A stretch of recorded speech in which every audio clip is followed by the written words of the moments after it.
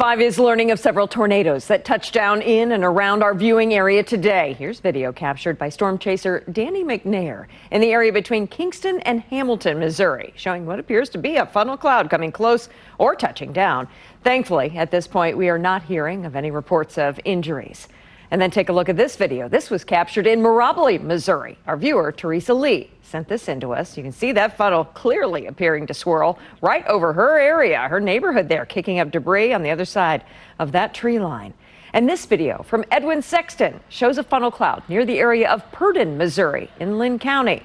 It's another area where we've been hearing reports of damage, and we have a team on the ground there gathering information for you tonight. We want to thank you for joining us here for our late edition of KCTV5 News at 10. I'm Carolyn Long, in for Greg Payne, who is out in the field tonight, along with the rest of our KCTV5 storm coverage team, including Abby Dodge and our Storm Track 5 meteorologists, Gary Amble and Alina Lee as well. Now, let's begin here with Gary. Gary, this was kind of almost like a marathon weather event today, just seemed to kind of go on and on. Can you talk about what type of storms we were in for earlier today?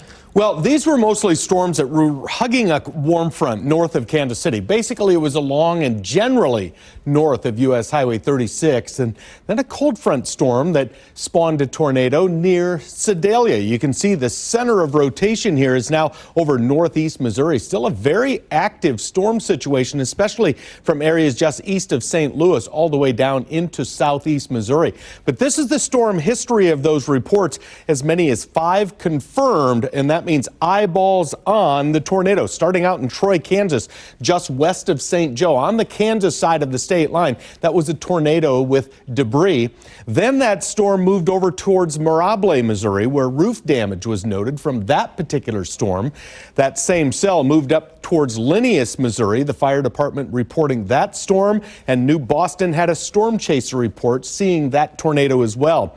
The one along the cold front, that was near the airport near Sedalia. Brief circulation with debris in that one as well. Thankfully, there were no large tornadoes, but again, we had plenty, and this late in the season, sometimes that's interesting as well. Alina.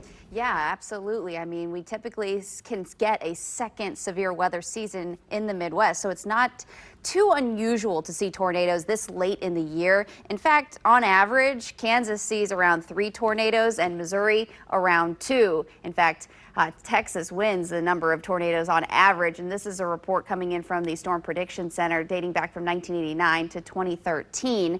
I also checked with the National Weather Service in Pleasant Hill for our local office here, and they said that the last October tornado for our viewing area, or our area in general that they cover, was actually back on October 8th and 9th of 2018. So that was just a couple of years ago, where 5 tornadoes were reported, and then you'd have to go back to 2007.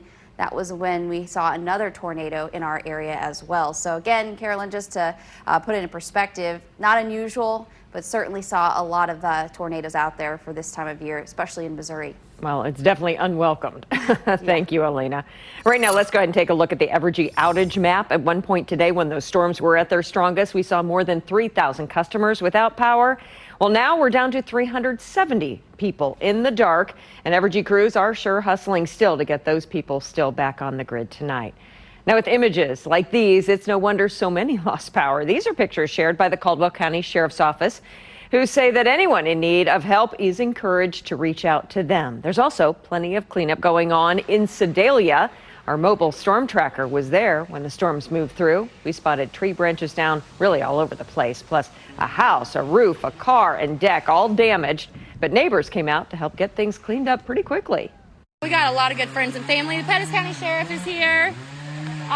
Everybody came out and helped us all really fast, so it was awesome. I just can't believe how fast it got cleaned up. So we thank everybody so much. That's what friends and family are for. That's Holly. She says, got scary for a few seconds there, but everyone inside the house is okay. Now, over in the town of Purdon, Missouri, a tornado is believed to have left one business in absolute shambles. KCTV5's Abby Dodge went for a first-hand look. We're in Purdon, Missouri. It's a small town in north central Missouri, and the damage here from today's tornado is also very concentrated.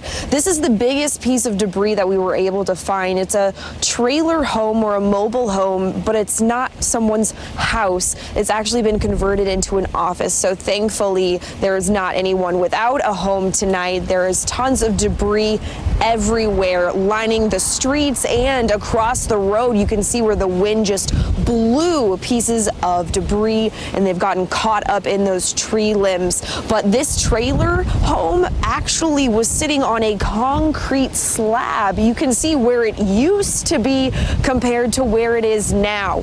Now, this is the office for UPG. That is a propane gas company. When you think of gas, that is not a very positive thing to hear when you're talking about tornadoes. They actually were able to get MFA out here to shut off those gas tanks, so there is not a concern for safety over that tonight. Now, we saw some linemen as we were coming into this town earlier today. They got in about the same time that we did. They're working through the night to see who has power, who doesn't, and what they need to do as soon as the sun comes up tomorrow. In Purdon, Abby Dodge, KC, TV5 News. Just a wild scene there. Abby, thank you for that. And you can see many of these pictures and videos from today's storm coverage. Right now, we've shared those stories and slideshows on KCTV5's homepage. And we thank all of you who already sent in your pictures from the storms this afternoon. And there's still time. We'd still love to see what happened in your neighborhood. You can tag KCTV5 News in your posts on Twitter, Facebook, or you can email those pictures to us at newsdesk@kctv5.com.